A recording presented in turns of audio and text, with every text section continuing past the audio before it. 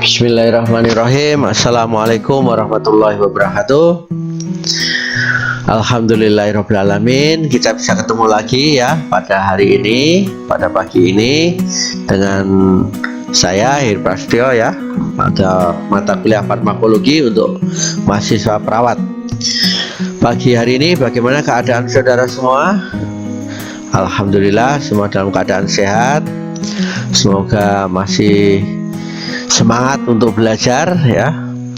Dan topik kita hari ini adalah pemberian obat secara subkutan ya, subkutan. Nah, pemberian obat subkutan itu apa ya?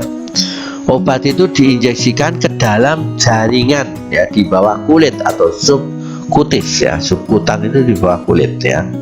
Nah, obat yang diberikan secara subkutan itu biasanya obat yang mempunyai kecepatan absorpsi ya lebih lambat dibandingkan dengan intramuskuler ya, atau yang efeknya diharapkan bertahan lebih lama ya kalau subkutan itu ya. Nah, injeksi subkutan itu ya diberikan ya harus obat-obat yang diabsorpsi dengan sempurna ya, supaya tidak menimbulkan iritasi pada jaringan lemak ya di subkutan ini ya. Ini kalau di pasien-pasien dengan DM ya, untuk pemberian insulin ya. Obat-obat yang diharapkan ya ini mempunyai efek sistemiknya lama ya, itu subkutan. Ini insulin pada penderita DM ya, daripada penderita DM diberikan obat insulin ya untuk menurunkan kadar gula ya, itu insulin. Ini pemberiannya secara subkutan. Nah, injeksi subkutan ini ya ke dalam jaringan lemak di bawah kulit ya, diabsorpsinya obat itu berjalan lambat ya. Karena apa? Dalam jaringan lemak tidak terdapat banyak pembuluh darah ya, seperti itu. Nah, obat-obat yang diberikan secara subkutan itu biasa tadi ya, contohnya insulin ya, kemudian anestesi lokal ya, misalnya anestesi tapi hanya lokal ya, hanya setempat, itu yang kita harapkan berarti secara subkutan ya, seperti itu.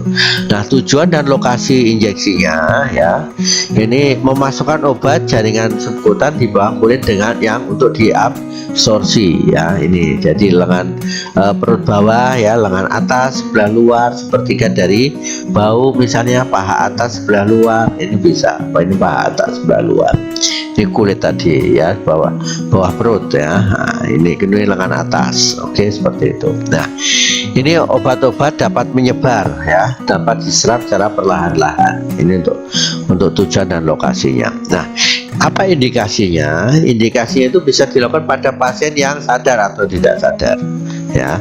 Kalau ini indikasinya ya, pasien yang tidak mau bekerja sama karena tidak memungkinkan untuk dilakukan pemberian obat oral ya, pasien tidak sadar berarti tidak mungkin diberikan obat oral ya. Kemudian pasien tidak mengalami alergi ya, alergi ini ingat ya, ini sudutnya ya 45 ya. Nah, kontraindikasinya ada luka ya, ada luka ya, kulitnya berbulu misalnya ya, alergi ya, ada infeksi kulit ya.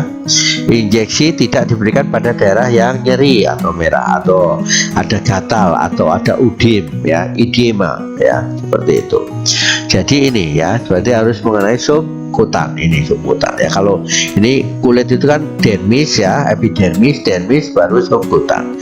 Nah, kalau bawahnya ini baru intramuskuler ya, muskel gitu. Oke, ini kelebihan dan kekurangannya ya. Kelebihannya diperlukan latihan ya, latihan sederhana ya. Absorpsi obat yang cepat larut dalam air ya, untuk mencegah kerusakan sekitar saluran cerna. Ini kelebihannya. Kekurangannya apa? Rasa sakit ya. Injeksi pasti sakit ya, harus jujur ya. Kalau Anda injeksi, Bu, disuntik gak sakit, itu berarti Anda bohong ya. Disuntik mesti sakit kan gitu ya. Jadi perawat harus jujur ya kalau memberikan injeksi. Mau disuntik, Bu, sakit sedikit ya kan gitu ya. Tidak dapat dipakai jika volume obat besar ya. Jadi kalau obatnya besar tidak dipakai, biasanya dengan intramuskuler. Kemudian harus menggunakan teknik steril, jangan lupa teknik steril ya. Obat ini lebih mahal ya dibandingkan dengan obat oral ya. Kalau insulin tadi, kalau yang oral ya itu kan tinggal minum pakai air ya, tapi kalau insulin diberikan secara subkutan ya itu lebih mahal karena Anda butuh spet ya, butuh kapas alkohol kan, seperti butuh sarung tangan ya, lebih lambat dibandingkan dengan pemberian intramuskuler ya, ini lebih lambat ya dibandingkan intramuskuler.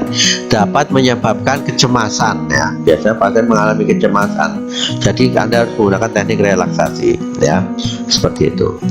Apa hal yang perlu diperhatikan ya, pastikan syarat ya dan indikasi suntikan pada pasien ya sudah terpenuhi ya.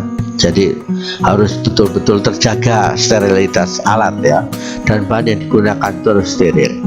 Lakukan pencegahan infeksi ya, melalui tindakan apa? Tindakan desinfeksi ya. Ini yang perlu saudara perhatikan dan perlu dicatat, penting nih. Kemudian hal penting lain apa yang harus diperhatikan ya? Lakukan tindakan penyuntikan dalam ruangan sesuai dengan standar ya. Kemudian perhatikan prinsip penyuntikan tadi, langkah-langkahnya. Privasi pasien ini jelas harus sudah lakukan ya. Kalau sudah selesai ya, alat lain digunakan ya, buang sampah ya sesuai dengan prosedur ya. Harus ditutup kembali ya jarumnya setelah dipakai injeksi. Jarumnya harus ditutup dengan baik dan benar ya. Baik belum tentu benar, jadi harus betul-betul tepat ya, sampai klek gitu. Jadi kalau dibuang ke dalam sampah itu tidak lepas tutup jarumnya ya, karena bisa tertusuk nanti orang yang membersihkan ya, seperti itu.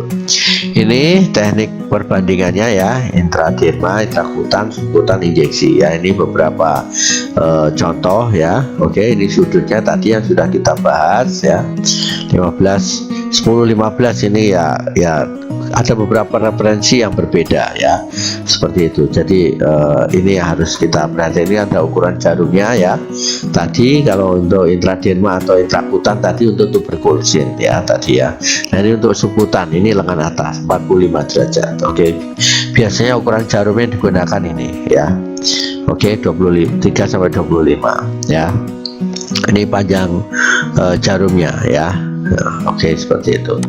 Baik, bagaimana cara melakukan injeksi subkutan ya? Pilih area injeksi ya, apakah perut bagian bawah misalnya ya, apakah lengan, apakah paha bagian luar ya. Kemudian sterilisasi area injeksi dengan kapas alkohol ya. Kemudian distabilkan area injeksi ya. Pegang fluid ya, seperti pada gambar ini ya, pegang. Kemudian dengan ibu jari dan jari telunjuk pada tangan kanan ya. Kemudian jarum menghadap ke atas ya. Nah, seperti ini ya. Kemudian jarum menembus kulit sampai jaringan lemak di bawah kulit sampai kedalaman kurang lebih 3/4 jarum, panjang jarum ya. Panjang jarum itu 3/4 masuk ya, sudutnya 45. Oke, seperti itu. Nah, kemudian jangan lupa aspirasi ya, untuk mengetahui apakah jarum masuk ke dalam pembuluh darah atau tidak ya. Kalau tidak berarti bisa dimasukkan ya. Injeksikan obat perlahan dan stabil ya. Jangan memasukkan obat terlalu cepat ya, karena apa? Dapat menimbulkan rasa nyeri ya. Nah, kemudian setelah obat semua masuk ya, tarik jarum ya, tetap sesuai dengan tadi memasukkannya ya, tarik secara cepat. Oke. Nah, kemudian letakkan kapas alkohol di atas bekas tusukan ya, kemudian didesinfeksi lagi dengan kapas alkohol ya. Berikan massage ya perlahan di atas area suntikan untuk membantu merapatkan kembali jaringan bekas suntikan ya, dan meratakan obat sehingga lebih cepat diabsorpsi ya. Ini untuk subkutan. Nah, bagaimana menghitung dosis obatnya ya? Kemarin sudah kita bahas di oral ya, pemberian obat oral ya. Untuk menghitung dosis itu gunakan rumus ini ya, yang kemarin kita bahas sudah ya, metode pakai rasio atau proporsi ya. Nah, heparin misalnya obat yang sering digunakan secara subkutan misalnya ya, atau insulin tadi ya, kulit diangkat ya, jangan dilakukan aspirasi ya. Kemudian jangan menggosok tempat suntikan karena gosokan akan menghambat kerusakan pembuluh darah. Nah, ini kalau heparin ya, ini. Jadi masing-masing obat itu harus dibaca ya, bagaimana SOP masing-masing obat beda. Oke, kalau heparin, insulin ya, itu beda ya. Jadi harus dibaca SOP masing-masing obat sebelum Anda berikan kepada pasien. Ini cara menghitungnya ya. Contohnya kalau kemarin sudah saya bahas ya untuk obat oral ini sekarang kita aplikasikan. Ini misalnya ada pemberian obat heparin misalnya ya 2.500 unit ya subkutan ya misalnya. Sementara obat yang tersedia yaitu 10.000 unit ya dalam bentuk vial, nah, dosis multiple 10 ml lah.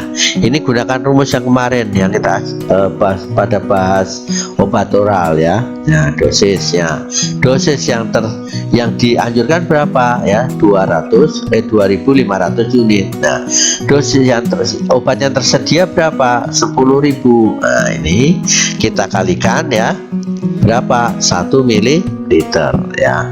Nah gitu ya, atau ini kita coret nolnya kan 25 dibagi 100 sama dengan 0,25 ml ya. Ini sama hasilnya.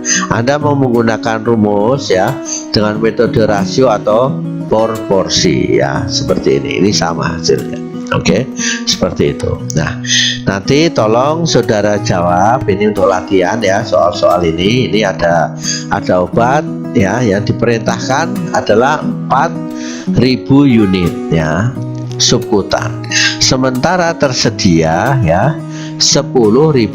Nah, bagaimana cara mengerjakan seperti tadi yang saya ajarkan pada soal latihan ya. Nanti ini untuk latihan dikerjakan secara latihan, tidak perlu dikumpulkan. Oke. Ini yang kedua ya, kalau diperintahkan 7.500 ya, sementara tersedia 10.000, berapa dosisnya? Nah, sama, mudah lah ini ya, sama. Contoh tadi sudah saya kasih contohnya. Nah, ini untuk sulfas atropin misalnya ya, atropin sulfas atau atropin ya 0,5 mg subkutan ya, sementara obatnya tersedia ini ya. Oke, 8 mg atau sama dengan 20 ml ya. Oke, nanti sudah jawab berapa cara penggunaan obat tersebut, berapa dosis yang bisa diberikan kepada pasien ya. Nah, untuk tugas mandiri ya jangan lupa ya, setelah Anda mengikuti kuliah dengan saya di YouTube ya, nanti jangan lupa di download materinya di HLT, kemudian Anda buat ringkasan mandiri ya sesuai dengan bahasa kalian ya untuk memperdalam ya pokok bahasan tentang pemberian obat subkutan sehingga Anda bisa memahami dan menguasai materi pada minggu ke-10 ya. Nah, kemudian Anda setelah buat ringkasan, jangan lupa Anda membuat makalah ya, makalah tentang cara pemberian obat subkutan ya. Ini praktek labnya ya, nanti Anda menyusun ya skrip atau percakapan bagaimana mengidentifikasi ya efek terapi dan efek samping ya pasien yang sudah diberikan obat secara subkutan ya. Mohon maaf ini harusnya subkutan ya, bukan intraderma dan intrakutan ya. Nah, kemudian didokumentasikan dalam bentuk video, Anda tonton ya, kemudian dari situ Anda bisa mengidentifikasi kelebihan dan kekurangan Anda di dalam berkomunikasi dengan pasien untuk mengidentifikasi efek terapi ya dan efek samping dari obat yang diberikan secara subkutan. Demikian untuk kuliah kita pada minggu ke-10, topiknya obat subkutan.